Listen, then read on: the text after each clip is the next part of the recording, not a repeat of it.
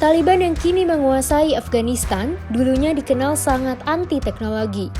Sekarang, kelompok ini malah menjadikan teknologi sebagai alat ampuh untuk menjinakkan oposisi, membangun kekuasaan, dan menyampaikan pesan mereka kepada dunia. Taliban menyadari betul betapa pentingnya peran sosial media saat ini sebagai alat propaganda yang paling efisien dan efektif dalam mengendalikan narasi mereka sendiri.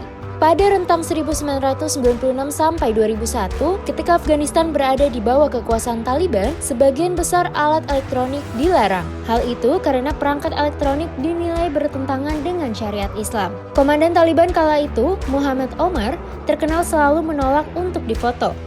Bahkan, menonton kaset video dan televisi saja tidak boleh dan bisa mendapatkan hukuman.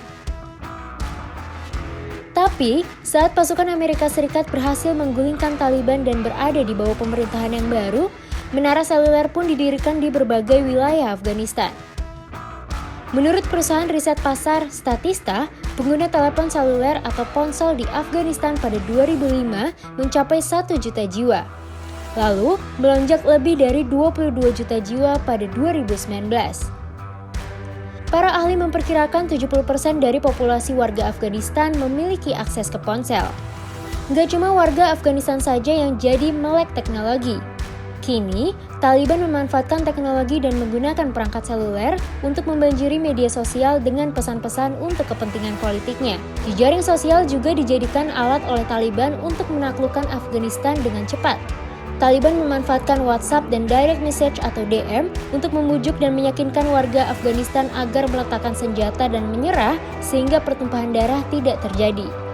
Teknik propaganda dengan menggunakan ledakan pesan teks ini juga pernah dilakukan Taliban ketika pemilihan presiden Afghanistan pada 2019. Saat itu, mereka menggunakan tagar Al-Fat di Twitter untuk mengintimidasi pemilih dan mengomunikasikan pengaruh Taliban atas proses pemilihan tersebut. Menurut Rita Katz, Direktur Eksekutif Search for International Terrorist Entities atau SITE, kehadiran Taliban di dunia maya ternyata cukup besar dan kompleks. Nggak cuma sebagai pengguna dan pengelola akun sosial media atau jadi juru bicara Taliban saja, tapi mereka sudah berhasil menyatu dengan warga biasa yang bahkan membuat banyak orang tidak sadar, seperti menjadi fotografer dan videografer di lapangan atau wartawan untuk mereport dan menggambarkan mereka dengan citra yang positif. Kondisi itu berbeda dengan kelompok-kelompok lain seperti ISIS dan Al-Qaeda yang nggak menggunakan taktik seperti ini. Raffaello Pantuxi, peneliti dari lembaga think tank Royal United Service Institute yang fokus pada kelompok jihadis dan organisasi teroris, mengatakan kepada Vice World News 19 Agustus 2021 bahwa Taliban menggunakan teknologi seperti sekarang ini bukan berarti mereka sudah benar-benar berubah. Menurutnya, Taliban hanya mengadopsi dan menerima teknologi baru sama halnya seperti warga Afghanistan lainnya. Sebab sudah lebih dari 10 tahun terakhir ini, Taliban menggunakan Facebook, Twitter, YouTube, dan sebagainya. Raffaello bilang dalam konteks ini, anggapan bahwa Taliban sebagai fundamentalis yang tidak terbuka terhadap teknologi baru terbantahkan oleh penggunaan mutakhir mereka atas teknologi modern untuk tujuan propaganda. Menurutnya, justru lebih mengkhawatirkan kalau Taliban memanfaatkan penggunaan teknologi modern ini dalam rangka meningkatkan keterampilan dan pengetahuan untuk perang. Bahkan, sebagian besar alat-alat elektronik yang dulu digunakan oleh militer AS, Badan Keamanan dan Intelijen Nasional, yang tadinya untuk Tentara Nasional Afghanistan, sekarang berada di tangan Taliban. Pada Rabu 18 Agustus 2021 lalu, The Intercept melaporkan bahwa militan Taliban telah menyita perangkat biometrik militer AS yang dikenal sebagai Handheld Intelligence Identity Detection Equipment atau HIIDE. Taliban menggunakan alat-alat itu untuk melacak warga Afghanistan yang dulu pernah membantu pasukan barat.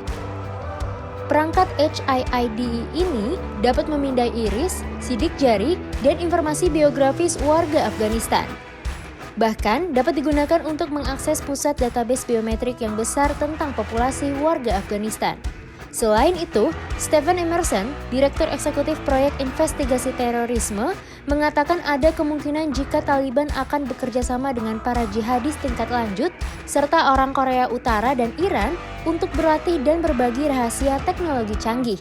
Abdul Said, seorang peneliti independen yang berfokus pada taktik media sosial kelompok tersebut, menyebut smartphone kini telah menjadi senjata Taliban yang sangat mumpuni. Menurutnya, Taliban saat ini memiliki kecintaan khusus pada smartphone. Tengok saja aksi para militan Taliban yang berkeliaran di Kabul pekan lalu. Mereka nge-tweet dari ibu kota, mengirim pesan WhatsApp ke wartawan, dan melakukan vox pops di jalanan. Kelompok yang kini telah menganut modernitas, menguasai narasinya sendiri dan mulai menggunakan teknologi untuk keuntungan politiknya.